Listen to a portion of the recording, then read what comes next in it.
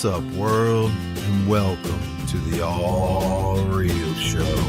This is where we discuss issues pertaining to the socioeconomic system and how they relate to everything. Why and how are the fundamental questions. Answer them enough, you get to the truth. I'm your host, Alex, and my guest today is an activist, a futurist, and a humanitarian. He's a video producer and primarily produces videos pertaining to our current socioeconomic system, the cause and effects of most of the world's problems, and the very real answers and solutions to these problems. The answers and solutions he proposes are not of his own creation by admission, but are the cumulative result of everyone throughout history who's thought outside the box with forward thinking and who's understood that this world and humans' existence could be so much more if we just apply logic, reason, and the scientific method. His biggest influences have been Buckminster Fuller, Jacques Fresco, Carl Sagan, and Arthur P. Clarke. Please welcome Steve Saylor to the show.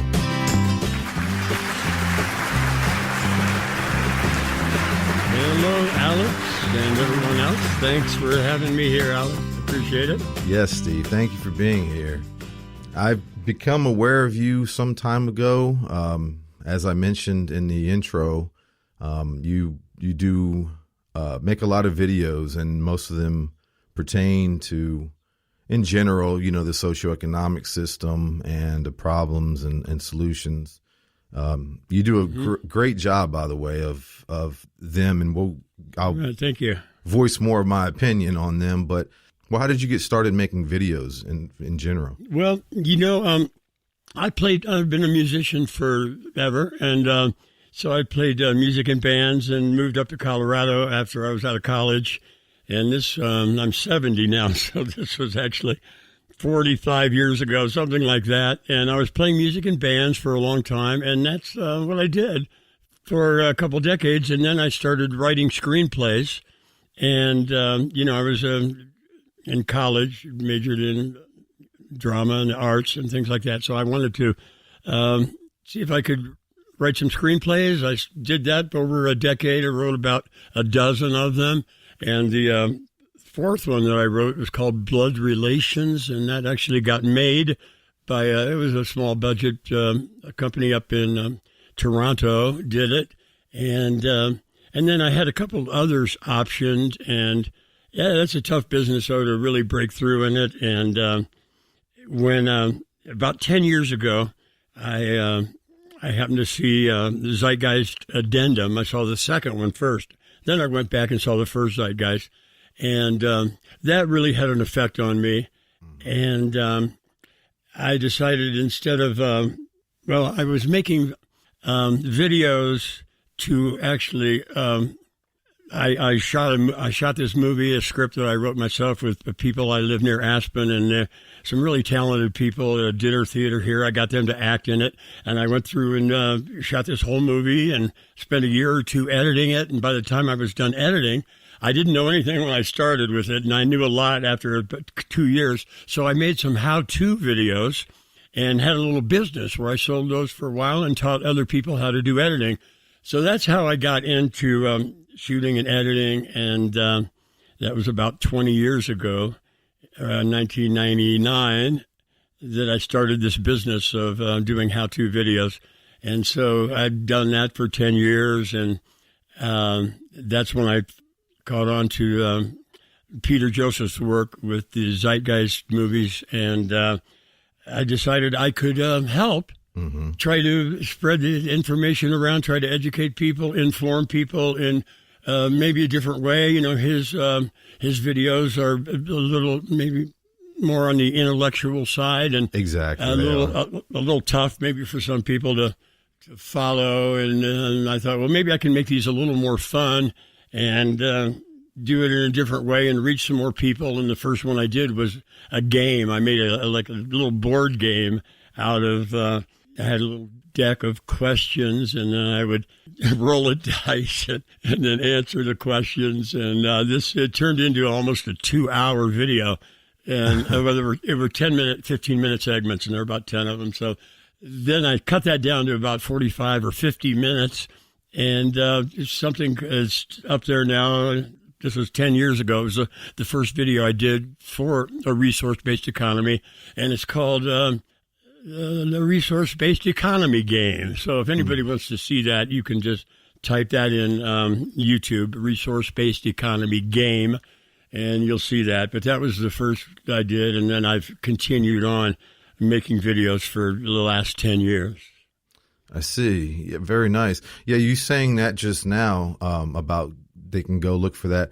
I know you have two main channels. You have DV Movie, which is all lowercase, and the newer one you're working on, Money Free Party USA. Right. You mentioned to me a lot of them are on Money Free Party, but when I was checking them out, I noticed a lot were on DV Movie. So is it kind of both people should check out? DV Movie was the channel that I've had for the last 10 years. And, when I started to make my editing tutorials, I have a website. I don't have it anymore. I just found out yesterday. But, it's called dvmoviemaking.com. So actually, don't look for that. I still have my files, and I'm going to change that to just my name, Steve Saylor, and because I had my music and my screenplays and movies and just everything I'd done on there. So I'm going to set that up under another name. And DV Movie Making was how it all started. And then my email address was DV Movie, digital video, DV Movie. And then I decided I would just call my channel DV Movie, because the first videos I put up were actually advertisements, examples from my tutorials. And so that's how that started. And then I just stayed with that as I started making videos for the resource-based economy.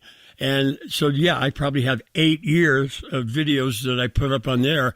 And there's, God, I don't know how many. There must be 50, 60, 80, something like that, a lot of them. And then 2 years ago, I started the Money Free Party USA channel. Okay. And there's only about 20 videos on there. Yeah. But you know what I'm going to do, Alex, is I'm going to be putting out, well, I guess I should tell people that I decided in 2016, when I heard people running, all these candidates running for president and talking about how they were going to fix society, knowing that really as long as we stay with the system like we have now, we can't really fix it. And I decided, well, I think I'll just run for president, sort of a symbolic run there. And so I made 10 videos through 2016, and I have those up there, and then a lot of other related videos to that. So what I'm going to do now is I'm doing that again here. I've got a website up there, Saylor2020.com, and I'm running for president again, sort of, but it's just a way to try to educate people and inform more people about this. Right. So as I go along, I'm going to try to put a new video up every weekend, and then they call Thursday sometimes Throwback Thursday to put an oldie up there. So I figured I'm going to start next week, and every Thursday I'm going to put up one of my old videos now that are on the DV Movie channel, and you can't put them up there with the same video you have, the same length that, you know. Right. They know that you have to change them a little bit. Yeah, so you can't like repost it or whatever. The same. Yeah. Right. So I'm going to these 2016 presidential campaign videos. I'm going to just put a new intro and outro and put 2020 on there. And so every Thursday I will be putting up an oldie, and that way I can get a lot of these videos seen again that. They were seen by 1,000 people, but and now I'm putting up videos on the Money Free Party USA channel, and they only have a few hundred views. So I've got to figure out a way to get more people watching these, and hopefully just uploading 2 videos a week, I can maybe build the channel. Well, I can say, Steve, what you just said. Honestly, people have to check this out. I tell you the truth, and I might say, hey, go look at this person's thing, whatever, because I'm having you on the show. But I'm really sincere with this one. I was really impressed by the videos in general. They're very entertaining, and I don't, I know words have meanings for different people. I don't mean that in like a comical, silly kind of, but the production quality is very good. It's clear that you took your time with them. What you say, I tell you the truth, the 2016 presidential ones, the 11 or whatever you have in a, kind of a row, and they're not excessive. And that's what's good. I know you're kind of, you're mindful of that. So these aren't really long, rambling 45-hour-long-minute videos. They're roughly, give or take, around 10 minutes each. And right.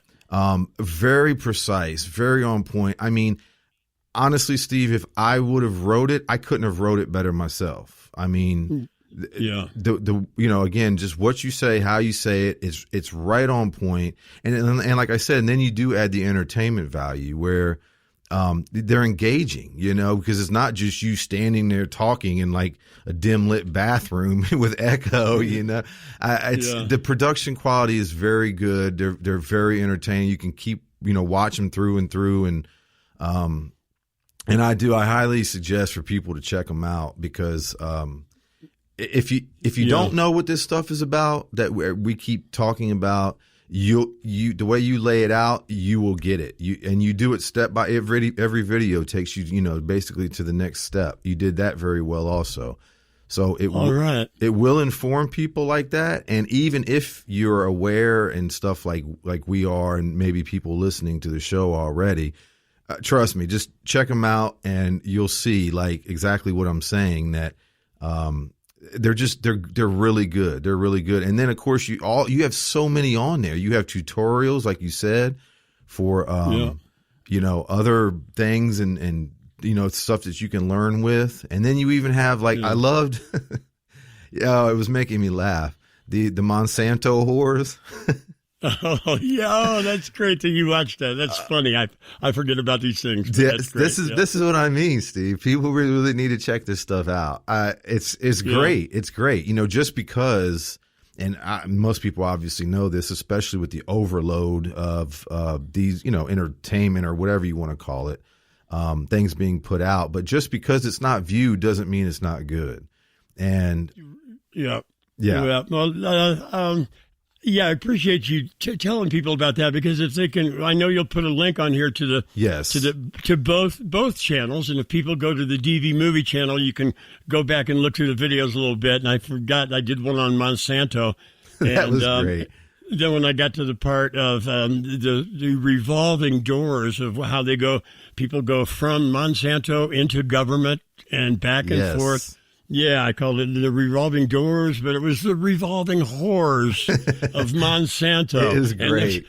I won't try to explain it, but people can find out. Yeah, right. They can watch, and the links will be in the description. And that's it's very important, Steve, to kind of go back just a little to what you were saying and sort of what we're talking about now, that they're reaching people. This is something that I say constantly is.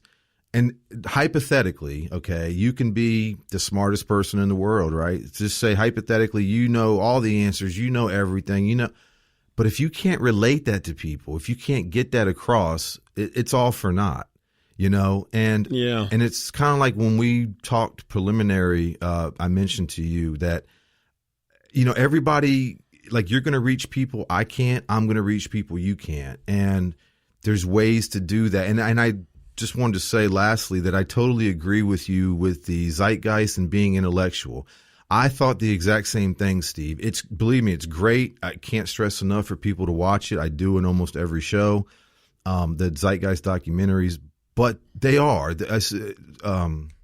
Peter Joseph, he's very intellectual, the way he carries himself and talks and whatnot. Yeah. And granted, he still lays it out 1, 2, 3, 4, so you can follow it. But, not everybody, basically you can reach people through comedy or through this, like the Monsanto whores, It's very funny and very entertaining and great footage that you did with it, but at the same time, you're telling truth and you're showing how this stuff works. Right. I just wanted to ask you real quick also, you mentioned about writing screenplays. I've always been curious of that because I've wrote a lot in my life, short stories, poems, whatnot, different things, articles. And I considered writing comedy. When I did, I realized that's a little different. You don't just write it out in like story format. I wasn't sure. Yeah. But I've always been curious of screenplays. How does that work? Do you basically just write like different character lines back and forth? Well, there's a format for it. And, there is. When I started doing it, 30 years ago, it was a little harder to find examples of that. Right. But now, of course, it's easy. You can get online and you can look at screenplays and you can see how they're written. And it's very basic. You just have what they call a slug line at the beginning of every scene. It's like exterior or interior, and where it is and day or night. So you might go exterior, shopping center, day. And that's all you have. And then under that, you're very simple. You just put a line of description in, like a car pulls into the parking lot and two people get out. And then, if one of them talks, you put that character in there and it's in the center of the page and their dialogue. And so that's all there is the slug line and then the description and the dialogue. But so you can see how to do it. You can see the format. Of course, being able to really do it well and to tell a good story and make it compelling and entertaining, it's hard. It's very hard to write a good screenplay. And the first couple that everybody does is not going to come out too good. But like I said, it was my third or fourth script that I was getting pretty good at it. And so that one actually sold. And then I had Bette Midler actually option one. Wow, nice. Never got made. And so there's a lot of that optioning and never getting made stuff, and you can only knock your head against a wall so long doing that. But, yeah, it's easy to find the format now to look and see how it's done. Well, screenplays. Steve, that's something, too. Anybody who's created stuff, what you were saying about, not having stuff be taken or taken off, you have more of that than you do that takes off. When I was doing music before and I was working with a producer, we used to talk all the time about music. And one time we were talking and like he said, even these famous people, anybody famous, he said, do you think every time they write something, it's a hit? He said, that's not how it works. They write 10 things that are garbage, but one is a hit. That's right. And that's really the creative process that for anybody who, hasn't done it enough or whatever, really needs to understand. And experience is priceless. So the more you do it, you'll understand, but that's how it works. So you just, you have it when it hits you and it's great. And then sometimes it doesn't. Right. And you, speaking of, you're singing too, Steve, I saw you, the video where you were singing about the end game or whatever you titled it. Yeah, that's right. That's the end of saying bye-bye to everything. The end of money. Farewell to you. Yes, my old and tired friend. Again, very entertaining, and I was honestly shocked, man, by your voice. Yeah. Oh, thanks.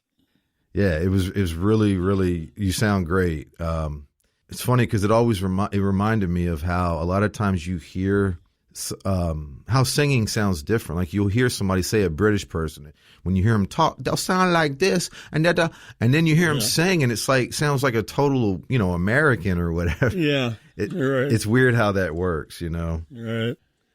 Yeah. So anyway, what I'm doing now this year until November is I somehow got myself back into running for president, just to try to help educate people. And sometimes I wish I hadn't gone over because I'm getting a little burned out on making the videos. But I figured I'll just keep pushing through.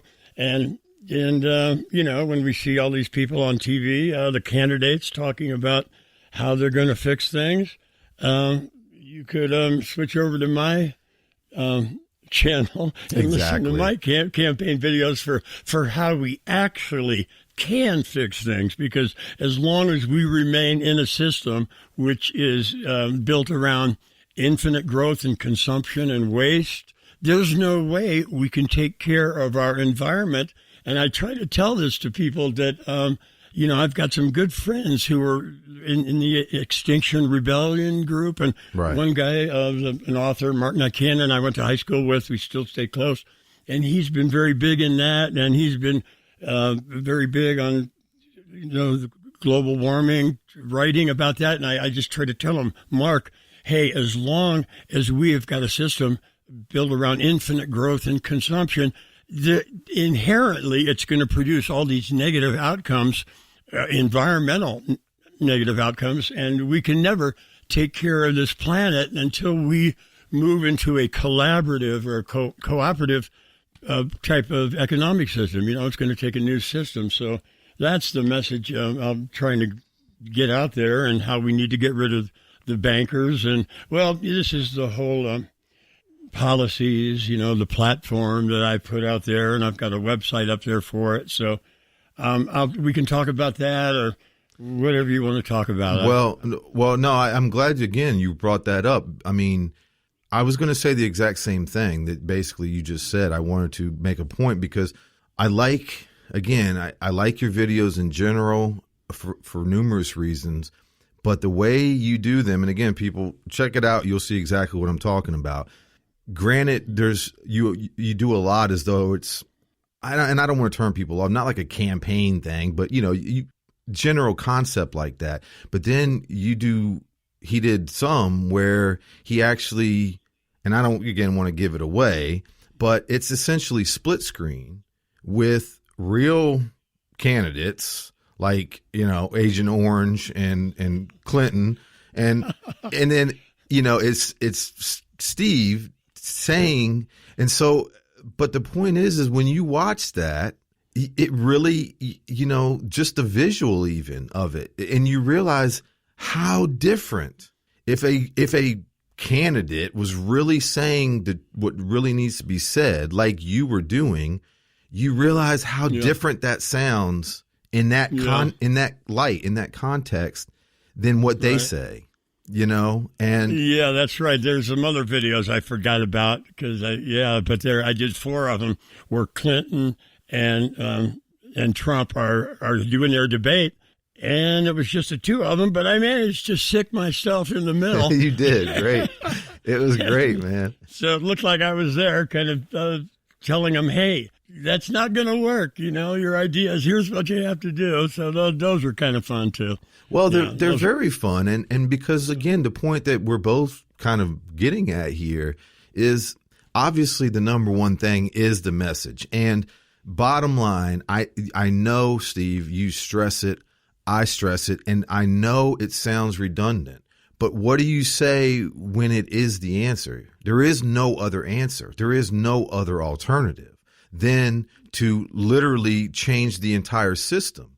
And that sounds, again, on one hand, you've actually said almost these words on your video, but on one hand, it sounds and seems so huge and complex, such a big undertaking. So that's what I think turns a lot of people off, because they're like, the whole system, but it's not really that much. It's actually quite simple. And until that changes, nothing else will change. That's right. We'll never solve these problems that we're facing right now as long as we continue on with a system that inherently perpetuates them. And, the bankers is the number one thing that we have to cut out of this body of ours. We have to amputate the banking system, the central bankers and the Federal Reserve. And, you go back and look at the beginnings of this country, and that's what the founders of this country wanted to do more than anything. Exactly, was to get rid of the bankers. And we were told that was the government. The American Revolution was rebelling against the government and their taxations. Benjamin Franklin said, in the colonies, we make our own currency. That's why we're having all of this prosperity. He Right. said, we make our own currency. We make just enough to facilitate trade and industry, and we have no interest to pay to anyone. And then when they forced their central banking fractional reserve lending scam on us, he said the refusal of King George and the bankers to let us have our own money system, which freed the ordinary man from the clutches of the money manipulators, the money changers. That was probably the prime cause of the revolution. Right. And Thomas Jefferson said, if you ever let these private banking institutions get control of your currency, you'll find yourself waking up homeless. Exactly. From their, inflation, deflation scam. And that's verbatim. And so, God, there's so many people throughout our history have said, you got to get rid of the bankers. Nobody is even mentioning that now. None of the candidates. You'd think maybe Exactly. Bernie Sanders would say something about it, but nobody even talks about getting rid of the bankers. And that's the number one thing we have to do. And then corporations have completely taken over the government. They run every branch of government now. They're in control of everything. We have to dissolve these corporations, and that was another thing the founders wanted to do. They let corporations have a charter for a certain amount of time, 20 years or something, to build a road or canal, and when it was done, they dissolved the corporations. They didn't want corporate control, and so, dissolving the banks and the corporations, until we do that, we are screwed. And we've got to get enough people realizing that and talking about getting rid of the bankers and the corporations. And so that's what I do. I bang my head against the wall trying to tell more people, here's what we got to do. It seems like it'll never happen, but you never know. It all builds up, and then there comes a breaking point. So somebody will toss Right. on the straw that breaks the back here someday. Yeah. Well, again, when people, anybody, me, you, anybody, when you really understand things the way they are, the way they work, and like I always say, I think people in general, they understand most of the pieces of the puzzle. So yes, most people will relate in a sense to everything that we're saying. I'm talking about the people who don't really get it on the level that we do, and they'll say, "Oh no, I already know. I get it. Money's bad. Politics." Yeah. But when you see the pieces put together, or you understand and you see the whole puzzle as a whole, and that's what Zeitgeist did for me personally. Yeah. I've always understood the pieces, just like most people. But I always felt like, well, what are you going to do? How do you do? Bob, there's so many questions. There's so many variables, seemingly. And for me, that's what it did. Zeitgeist literally was like putting one piece after another, and it just, the whole puzzle came together. Yeah. And it was great. It really was. And when it does, there's no going back. You understand That's right. what we're stressing, that is the only way. There is no other way. And just one thing I want to say that I kind of try to put it, I try to a lot of times use an example, again, a different viewpoint or way to look at it. But I almost think of it as like a car. And, you have a car, AKA the system or the world, whatever you want to say. And you have, 10, 20 problems with the car. It's leaking, it's vibrating, the tire, this and that. And essentially what you have, in essence, in general, again, you have all these different people might have excellent motives and causes, but they're saying, we need to fix this door. It's squeaking. We need to fix this door. And then you have people saying, we need to fix the tires. We got to fix the hose. We got to fix. Are they problems? Is it good that you're, trying to do something positive? Of course it is.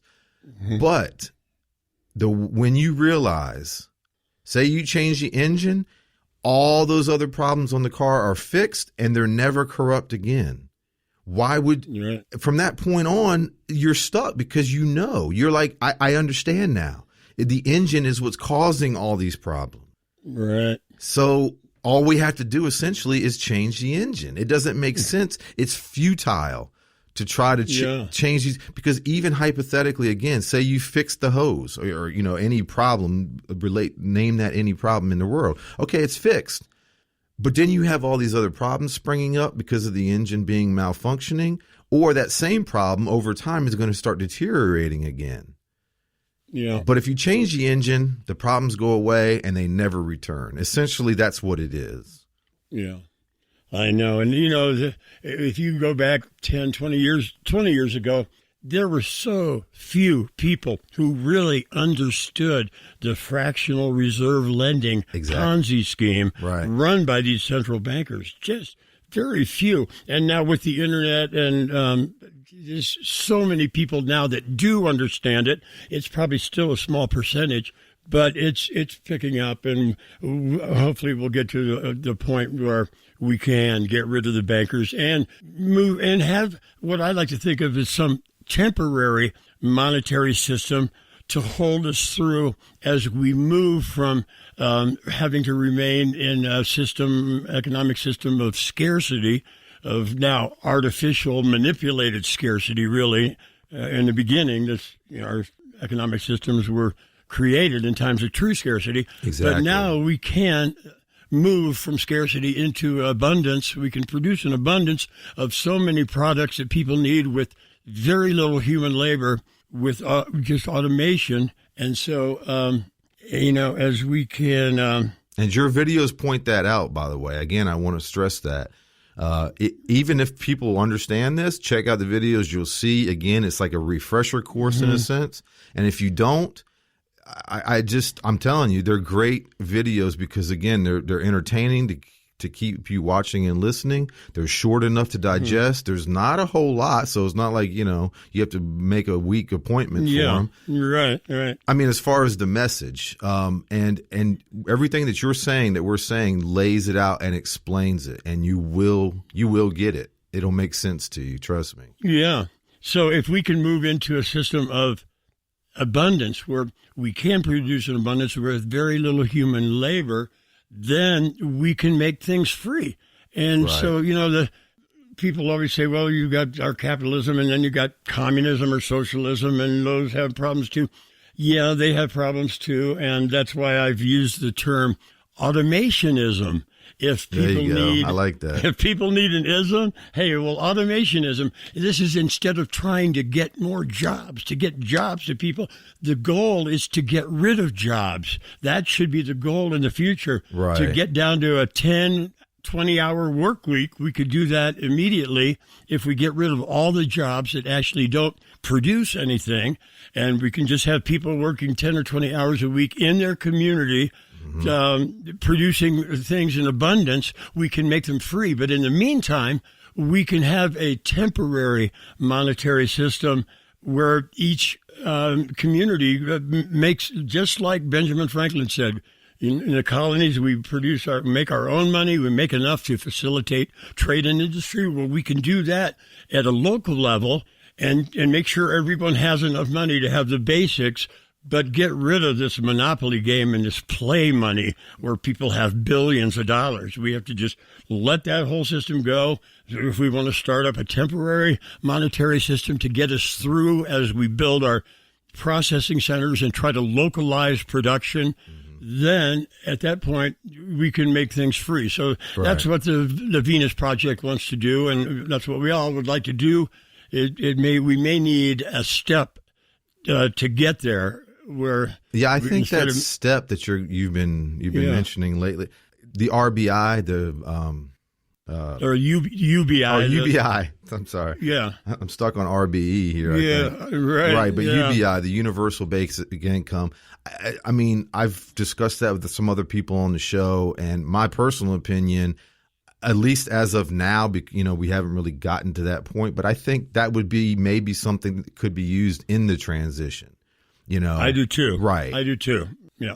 I'm for that. And I think it would reduce a lot of suffering and let us give people time to then begin to see what we can do. Right. And if we, as we do that, if we start producing locally, move toward that, people can see what we can do. Right now, people are running around, with their heads cut off like hamsters on the wheel, just trying to make it through the day. And I think that's the way our owners, the bankers and the corporations, that's the way they want it. They want people too busy to really think about how they're being screwed and how they're being used here. And so that would give people more time then to learn the stuff that we're talking about here. So there's a lot of reasons UBI would be good as a stepping stone to get there. Right. I think. I agree, Steve. I do. And like you were saying about having people stay busy and stuff. I've said this before too, but even on a common sense level, even if you look at the way things are right now in this system, if most people, again, don't really question much. They think, well, okay, I need a job. If I don't have a job, I have to get a job. People who don't have a job are, whatever, either lazy, mooching, or they need to find a job, these types of things. But just if you just think about that concept and then take it and put it in a common sense light, immediately it doesn't make sense, because it's like I've tried to explain very briefly, is if you have, think of all the people that are unemployed. And again, if you fast forward to the transition, then yes, most of the jobs now are obsolete anyway. So you would have that much more extra millions and millions and millions of free hands for, to spread around the jobs that need to be done. But even in this system, Steve, I mean, and I know because believe me, I encounter a lot of people, and the people who are stuck in this mindset and indoctrination, they think like I just said at first. But if you take that same thought process and you put it in a common sense light, you would say, wait a minute, that shit doesn't make any sense, because here I am working 40 hours a week, and then right outside the door here, look, there's 5 people saying that I don't have a job, I'm unemployed or whatever. So why wouldn't I work one day? That guy, that girl, him, everybody just works one day. The same job gets done. That's right. That's what we could. If we managed ourselves intelligently, right. That's how we'd go about it. Exactly. Right. And the only reason it's not like that is, again, because of the people in control, that everything is done under the guise, of course, of we're helping you. So just again, quickly, for example, in that type of case, that's why they make a law or whatever. Okay, full time, they have to give you 40 hours. So in this system, people think, oh, that's great, because then if I get full time, I'm 40 hours. But what really is that saying is, right, we're going to make you work all the time, and then this company isn't going to hire anybody else to help you, because they have to work you 40 hours now. Yeah. See? So then these other people are so-called unemployed that could actually just be helping with the damn job, but then they're struggling. Right. So that's how it keeps, right, everybody's struggling. Yeah. And, if we can get away from the owners, that's the other thing, we have to get away from, is the boss, that we need a job to and have a boss, try to take advantage of us and pay us. We have to be able to organize ourselves and just try to handle, the different jobs and the things that need to be done in our communities. We have to be able to organize that and take care of that ourselves and work for ourselves, and not have a boss and have a boss trying to take advantage of us every way he can and pay us the least amount. We just have to get out of this. Well, it's capitalism. The market capitalism system has got to go, and we've got to move into a collaborative system.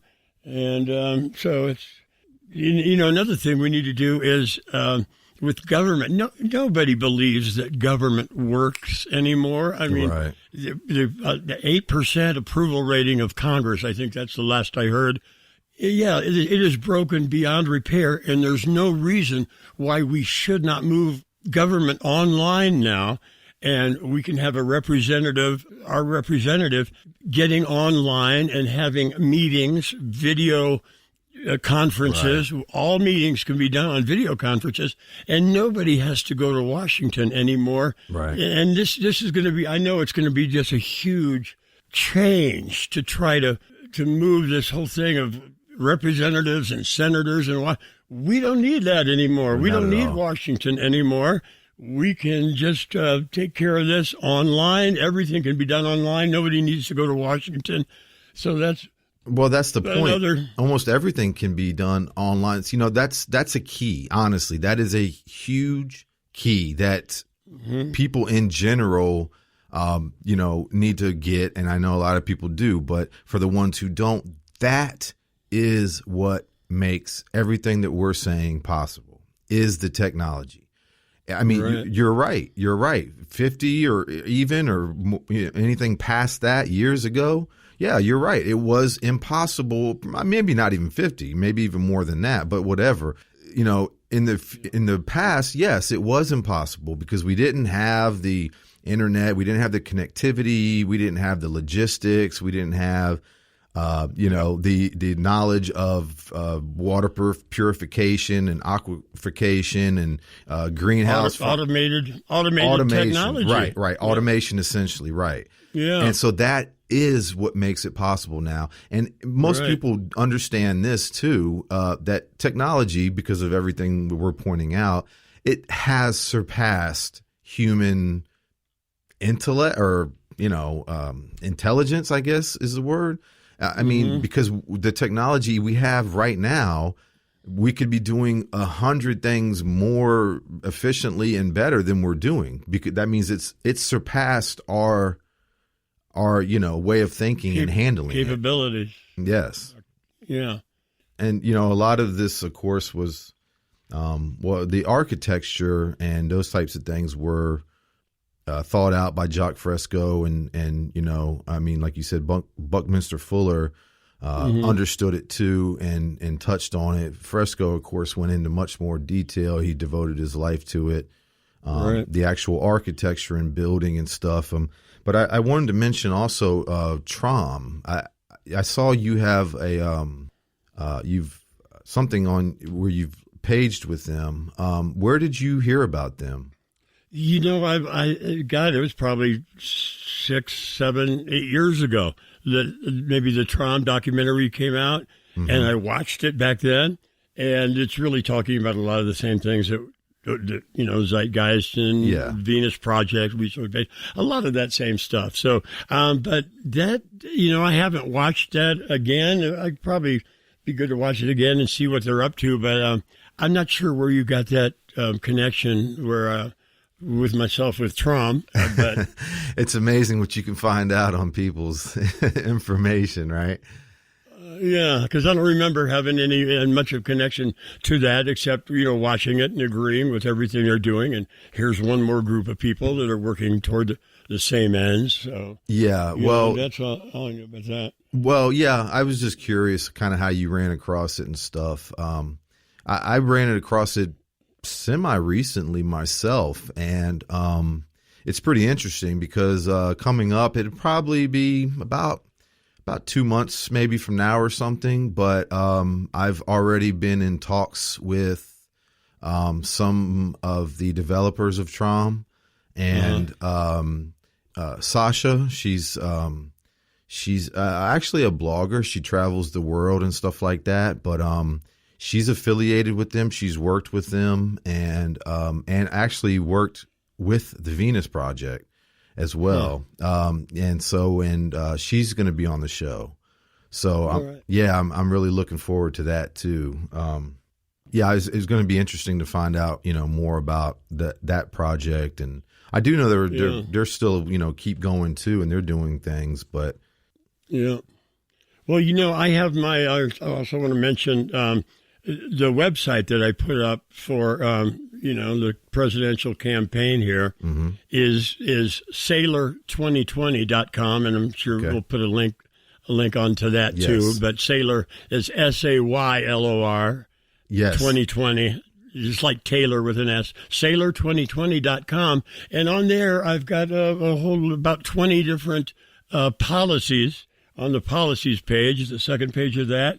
And so there's some good stuff to look through there. And I think that's an easy link to send to people. If other people see this and agree with it, they can just put, www.saylor2020.com. Just type that out on any messages or any comments they're putting on anything. Right. And if you want to help spread, the message that we're trying to get out here, that's one good, easy way to do it. Yeah, it is. And again, I think it's so important. I know this to be true is, like I said earlier, that it's important for anybody who understands, is caring, compassionate, wants to do something, to do whatever you can. Because the same way this show will reach people that you won't, you'll reach people I won't. And and not only that, not only just the reaching in general, but it's the approach. Like, for example, one of the last women I had on the show, she gets it like us, but she approaches it more on a politics kind of level. Like basically her videos, Deb Della Piana is her name, but her videos that she puts on YouTube and stuff, and she's tried to start this, thing or whatever, but. Shut the F up? Yes. Yeah. I ran into her videos, and I got some good entertainment of watching her stuff. Yes. So I like her. Yeah, exactly. Yeah. But it's that she is connecting, and her blog, actually, revolutionaryradar.com, she's got 6,000, I think, email subscribers or something like that. But see, that's the point, is she is saying essentially the same thing, but she's reaching these people who might be more into the politic field, where I don't talk much about the politics because I understand it's a joke, it's a sham, and I'm like, screw it, I'm not even going to waste my breath on it. Except to say that it's a joke and a sham or whatever. But see, she touches with people like that, and so the point that I'm making with that is that's what I like about you and what you do so much, because you touch on that, of course, with the right message, which is vital. I need to stress that too. Yeah. You have to be going in the right direction. Otherwise, it's misdirected energy, kind of like, the car thing or whatever. But Steve Saylor, 2020.com, the DV movie, the Money Free Party USA YouTube, especially with the elections coming up, because like you were just saying, if you're watching, or even if you're thinking, like it's coming up and you're getting in your head about elections and whatnot, check out Steve's stuff. And again, you'll see the difference in what they're saying and how that looks and all presented on TV and whatnot to sell it to you, and with the pretty package and the bow. And then you'll see Steve's stuff and say, it'll really hit you like, wait a minute. Yeah, this is not only what needs to be done, and said, but this is what it would sound like. This is what it would look like, Right. It really does put it into that light. Yeah. Well, thank you so much for having me on. I don't know if we're reaching the end. I am here. Yes. Well, we are. Take off, but we have just one more thing, if we could. Yeah. Okay.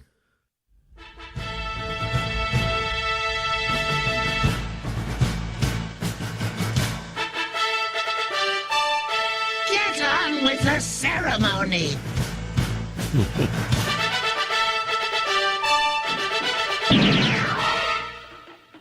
Okay. What that was a fanfare of some kind.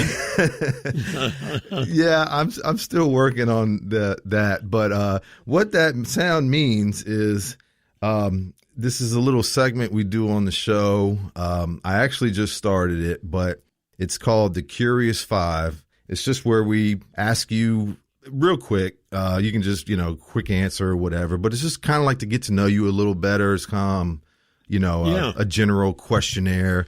It's just 5 questions, and we'll just get right to it.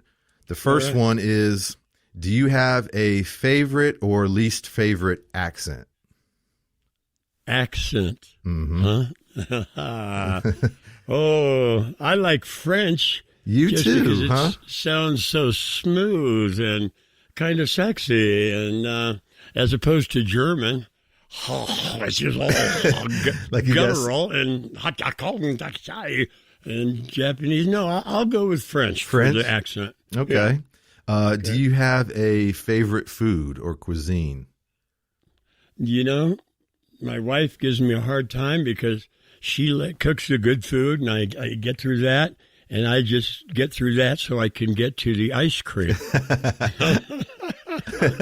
So Ice cream. Ice cream. That's okay. my cuisine. There yeah. you go. There's That's nothing wrong terrible. with that. I love ice cream too, Steve. So that's why I laughed. Yeah. Okay. Do you have a favorite music or genre?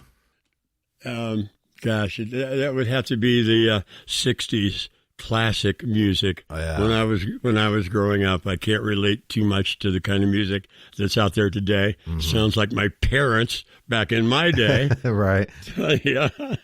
But yeah, the classic songs from the 60s, that's my favorite. Okay. Yeah. Well, 60s was a good time. That's actually what somebody else said. And, it was a good transition era. That was when, rock and roll and different things started taking hold and starting. A lot of creativity. Yeah. Right. A lot of ingenuity and creativity.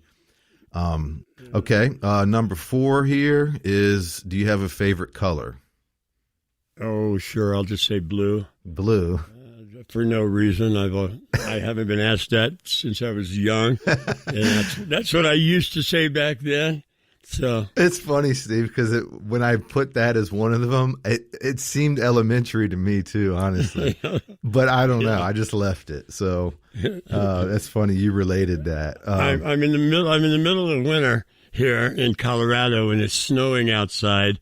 And to escape, I'll put on some sailing videos. I've been following this couple who's sailing through the South Pacific. Oh, wow. And I'll look at that beautiful blue water and just want to get back there. I actually was spent a lot of the last 10 years in Hawaii because my mother lived over there, and she worked as a social services employee for the government for 40 years. And it's funny, when I heard Peter Joseph talk about his life, he said his mother was a social services worker, and that he started out with music and then kind of went to video production. A lot of similarities, huh? Exact same thing, yeah. So my mother was social services work, and she'd worked for the government and a serviceman there on Oahu at Schofield Barracks for a couple decades. And when she retired, she moved to Kauai